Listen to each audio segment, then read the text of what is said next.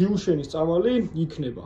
ნახეთ მშობლების და ირაკლი კობახიძის განცხადება, ისინი შეთანხმდნენ კონკრეტულ მედიკამენტებზე, რომელსაც სახელმწიფო შემოიტანს და ასევე ჯგუფი შეიქმნება, რომელიც ამ საკითხს მოაგვარებს. ახლა ორი რაღაცის თქმა მინდა. პირველი, ვინ აგებს პასუხს აი ამ ქართზე? ტელეკომპანია იმედი არ ვრცელებდა ტყუილს, რომ თურმე წამალი არ არსებობსო და რაც არსებობს ის შეიძლება კლავდეს პაციენტსო. აი ამ ტყუილს ავრცელებდნენ ერთი თვის წინ. მაშინ ეხლა რომელი წამალი შემოაქვს კობახიძეს? რამე შეიცვალა ერთ თვეში გამოიგონეს წამალი? და მეორე, არაფერი არ გვაქვს სამადლობელი სახელმწიფოსთან.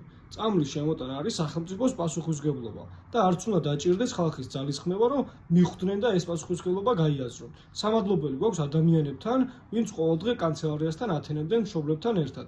სამადლობელი გვაქვს მშობლებთან, რომელიც დაუღალავად იბრძვიან საკუთარი შვილებისთვის. სამადლობელი გვაქვს სტუდენტებთან, რომლებმაც 2 მილიონი ლარი შეაგროვეს ბავშვებისთვის. და სამადლობელი გვაქვს იმ ხალხთან, ვინც ყოველ კვირა მოდიოდა დილუშენის მარშზე.